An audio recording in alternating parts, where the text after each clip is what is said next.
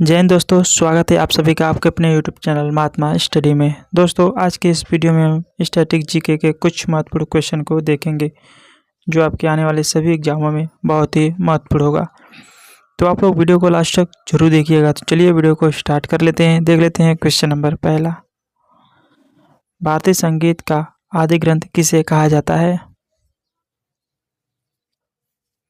तो इसका सही जवाब है ऑप्शन ए, सामवेद को। भारतीय संगीत का आदि ग्रंथ सामवेद को कहा जाता है। सबसे पुराना वेद है ऋग्वेद है। चलिए आगे बढ़ते हैं, बात करते हैं क्वेश्चन नंबर 2 की।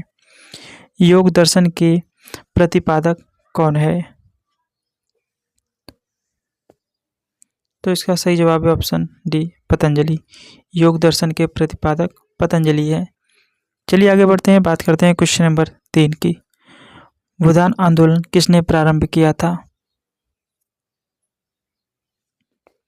तो इसका सही जवाब है ऑप्शन बी, विनोबा भावे ने। भूदान आंदोलन विनोबा भावे ने प्रारंभ किया था। चलिए आगे बढ़ते हैं, बात करें क्वेश्चन नंबर 4 की। लाइफ डिवाइन पुस्तक के लेखक कौन है? तो इसका सही जवाब होगा option C, Arvind Ghosh. Life divine पुस्तक के लेखक अरविंद घोष हैं। चलिए आगे बढ़ते हैं, बात करते हैं क्वेश्चन नंबर 5 की। 1857 की क्रांति के समय ब्रिटेन का प्रधानमंत्री कौन था? तो इसका सही जवाब है ऑप्शन डी, लॉर्ड पामस्टर्न। 1857 की क्रांति के समय ब्रिटेन का प्रधानमंत्री लॉर्ड पामस्टर्न थे। चलिए आगे बढ़ते हैं, बात करते हैं क्वेश्चन नंबर 6 की। जीव विज्ञान के जनक के नाम से किसे जाने जाते हैं? तो इसका सही जवाब है ऑप्शन सी, अरस्तु को। जीव विज्ञान के जनक अरस्तु को कहा जाता है। चलिए आगे बढ़ते हैं, बात करें क्वेश्चन नंबर 7 की। विटामिन सी का सबसे अच्छा स्रोत कौन सा है? तो इसका सही जवाब है ऑप्शन डी, आंवला। विटामिन डी का सबसे अच्छा स्रोत आंवला है। चलिए आगे बढ़ते हैं, बात करें क्वेश्चन नंबर 8 की। कोशिका की आत्महत्या की थैली किसे कहते हैं? तो इसका सही जवाब है ऑप्शन डी, लाइसोसोम को। लाइसोसोम को कोशिका की आत्महत्या की थैली कहा जाता है। चलिए आगे बढ़ते हैं, बात करते हैं क्वेश्चन नंबर 9 की। पंचतंत्र के लेखक कौन है? तो इसका सही जवाब है ऑप्शन डी, विष्णु शर्मा।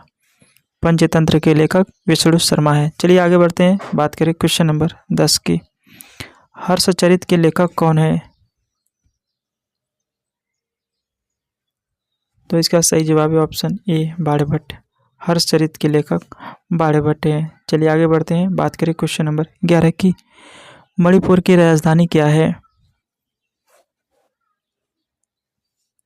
तो इसका सही जवाब है ऑप्शन ए, इम्फाल। मणिपुर की राजधानी इम्फाल है। वहीं बात करें दिसपुर, तो असम की राजधानी है, और ईटानगर अरुणाचल प्रदेश की राजधानी है। तो इसका सही जवाब ऑप्शन ए हो जाएगा। चलिए आगे बढ़ते हैं, बात करें क्वेश्चन नंबर 12 की। करनाल बंट बीमारी है। करनाल बंट किसकी एक बीमारी है? तो इसका सही जवाब है ऑप्शन डी, गेहूं की। करनाल बंट गेहूं की एक बीमारी है। चलिए आगे बढ़ते हैं, बात करें क्वेश्चन नंबर 13 की। बिहार का शोक किस नदी को कहा जाता है? तो इसका सही जवाब है ऑप्शन बी, कोसी नदी। बिहार का शोक कोसी नदी को कहा जाता है। चलिए आगे बढ़ते हैं, बात करें क्वेश्चन नंबर 14 की। ब्रह्म समाज के संस्थापक कौन है? तो इसका सही जवाब है ऑप्शन ए, राजा राम मोहन राय। ब्रह्म समाज के संस्थापक राजा राम मोहन राय है। वहीं बात करें आर्य समाज के संस्थापक, तो स्वामी दयानंद सरस्वती हैं। चलिए आगे बढ़ते हैं, बात करें क्वेश्चन नंबर 15 की। अंतर्राष्ट्रीय मजदूर दिवस कब मनाया जाता है? तो इसका सही जवाब है ऑप्शन डी, 1 मई को। 1 मई को अंतर्राष्ट्रीय मजदूर दिवस मनाया जाता है। चलिए आगे बढ़ते हैं, बात करें क्वेश्चन नंबर 16 की। भारत के किस भाग में बम्बू नृत्य प्रसिद्ध है? तो इसका सही जवाब है ऑप्शन ए, मेघालय में। मेघालय में बम्बू नृत्य प्रसिद्ध एक नृत्य है। चलिए आगे बढ़ते हैं, बात करें क्वेश्चन नंबर 17 की। बीबी का मकबरा कहाँ स्थित है? तो इसका सही जवाब है ऑप्शन डी, औरंगाबाद में। बीबी का मकबरा औरंगाबाद में स्थित है। चलिए आगे बढ़ते हैं, बात करें क्वेश्चन नंबर 18 की। गारो हिल्स कहाँ है? तो इसका सही जवाब है ऑप्शन ए, मेघालय में। गारो हिल्स मेघालय में स्थित है। चलिए आगे बढ़ते हैं, बात करें क्वेश्चन नंबर 19 की। कोयला किस चट्टान में पाया जाता है?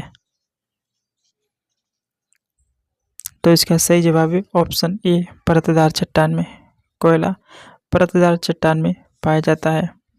चलिए आगे बढ़ते हैं, बात करें क्वेश्चन नंबर 20 की। संसार का सर्वाधिक सक्रिय ज्वालामुखी कौन है? तो इसका सही जवाब है ऑप्शन ए, किलायू। संसार का सर्वाधिक सक्रिय ज्वालामुखी किलायू है। चलिए आगे बढ़ते हैं, बात करें क्वेश्चन नंबर 21 की। निम्नलिखित में से कौन विश्व की सबसे बड़ी झील है? तो इसका सही जवाब है ऑप्शन बी, कैस्पियन सागर। विश्व की सबसे बड़ी झील कैस्पियन सागर है। वहीं बात करें विश्व की सबसे गहरी झील तो बैकाल झील है। और बात करें सुपीरियर झील की तो यह सबसे बड़े मीठे पानी की झील है। चलिए आगे बढ़ते हैं, बात करते हैं क्वेश्चन नंबर 22 की। निम्नलिखित में से किस देश को 1000 झीलों की भूमि कहा जाता है? तो इसका सही जवाब है ऑप्शन ए, फिनलैंड को। फिनलैंड को 1000 झीलों की भूमि कहा जाता है। चलिए आगे बढ़ते हैं, बात करें क्वेश्चन नंबर 23 की। विश्व का सबसे ऊंचा जलप्रपात किस देश में स्थित है? तो इसका सही जवाब है ऑप्शन सी, वेनेजुएला में। विश्व का सबसे ऊंचा जलप्रपात वेनेजुएला में स्थित है, जिसका नाम एंजिल है। चलिए आगे बढ़ते हैं, बात करते हैं क्वेश्चन नंबर 24 की। स्वराज्य मेरा जन्मसिद्ध अधिकार है, यह किसने कहा था?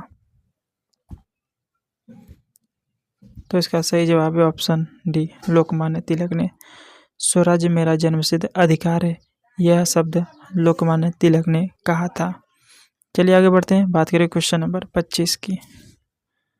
दीनदयाल अंत्योदय योजना किस क्षेत्र के साथ जुड़ी हुई है? तो दोस्तों इसका जवाब आपको कमेंट बॉक्स में बताना है। दीनदयाल अंत्योदय योजना किस क्षेत्र के साथ जुड़ी हुई है? सो दोस्तों ये रहा आज का सेशन आपको कैसी लगी? पसंद आया तो एक लाइक कर दीजिए और चैनल पर पहली बार विजिट किए हो तो चैनल को जरूर सब्सक्राइब करें। तो चलिए मिलते हैं अपने अगले वीडियो में, तब तक के लिए जय हिंद, जय भारत।